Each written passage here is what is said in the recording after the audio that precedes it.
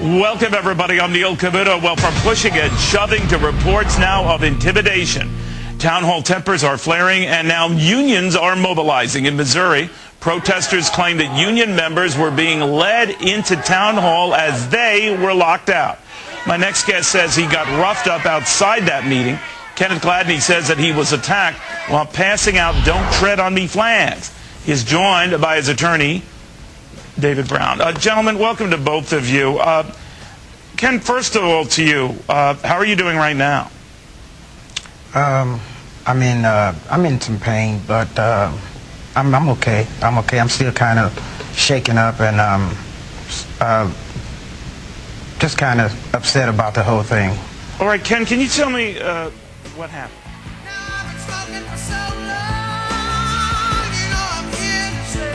Welcome back, ladies and gentlemen. You see, the camera doesn't lie, and the police arrested the thugs that attacked him.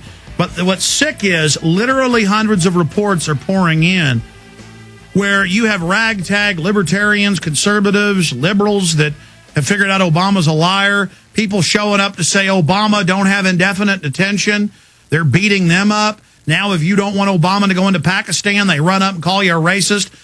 If you're black, they run up and scream racist and then beat you. And then black people stand by clapping as white people beat black people and scream the N-word. I mean, these videos are coming out of women being attacked, savaged. In some cases, the police are backing up the union thugs. In other cases, they're doing the right thing.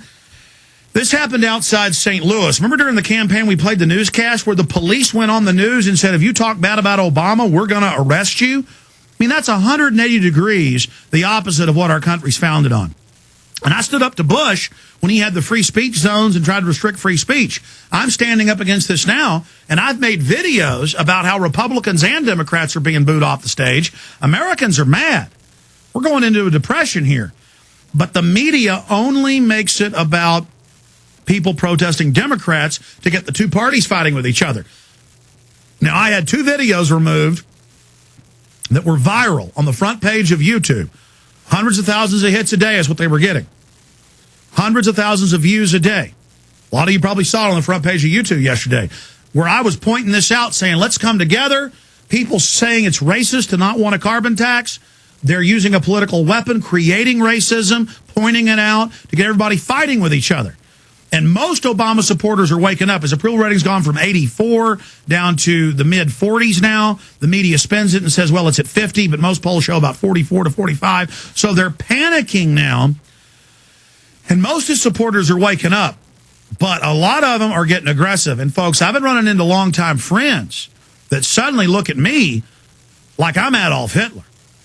I mean, and I've had to stand up to them, and then they kind of shake out of it because they're so self-righteous. As soon as I stand up to them and say, you know I stood up against George Bush, you know that's a load of bull, you know you've been... Then they start kind of... And I go, this is a Don King fight where the establishment owns both fighters, Republican and Democrat. But side issue. We found out that the Acorn-connected groups, because we even see who's bragging they file complaints on their channels, we have them listed in the article up on Infowars.com, we discovered they're filing fake complaints saying we're calling for violence and for hate crimes. We're not even talking about race in these videos, except saying let's all come together, black, white, everybody be friends. They don't want that. Now, how telling is that? I want to go to Kenneth Gladney, and I appreciate his lawyer, David B. Brown. We had him on first, even before Fox and other channels, Friday, but there's been new developments since then. Who wants to comment first on the points I made and then go through? Now it's clear we have White House memos saying report on neighbors, tell us if anybody's criticizing Obama. They're saying people are on thin ice. Talk show hosts may get shut down in press conferences. I mean, this is really starting to freak me out. Who'd like to comment on this craziness first? Well, you know, there's been a pattern of events in the last week and months before that. But it's kind of ironic that over this past year there have been no real reports of violence at any Tea Party events. There's been no real reports of violence prior to last week of any violence at any town hall meetings held by any representatives. But then starting Tuesday, when HCAN, which is the Healthcare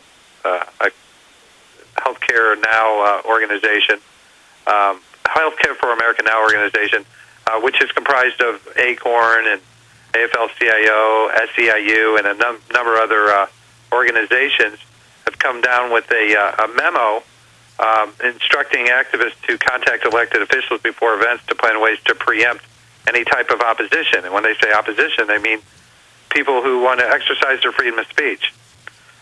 Once that went down, there's a report from the AP that David Axelrod and Jim Messina had traveled to the Capitol for their presentation to Democratic senators regarding these town halls. The senators saw videos of disruptions at events held by the House members, and were told to organize these events more carefully, as well as work with labor unions and other friendly groups to generate enthusiasms. And then Messina comes out with and says, if you get hit, we will punch you back twice as hard. And this is only stirring up and inflaming the passions on both sides for conflict. Then we go to the New York Times, and it shows where AFL-CIO President John Sweeney comes out and tells everybody that they need to reclaim our democracy, according to a statement. And they're also putting out videos since Doggett got confronted 8 days ago, last Saturday, where they show Doggett and say it was all fake. There's one problem. I randomly, because I live in Southwest Austin, one of my dad's employees was there, who's a Democrat, because she got a letter, and my neighbor was there grocery stopping at Randall's and saw it. It wasn't staged. These were Austinites who were angry. But you know what's incredible about this? Is that they're now beating people up, and the first report spun this in a nebulous fashion like it might have been your client's fault, and they're now trying to say your client attacked 4 people, even though there's multiple video angles of this, and the police arrested the people that cold-bloodedly attacked him.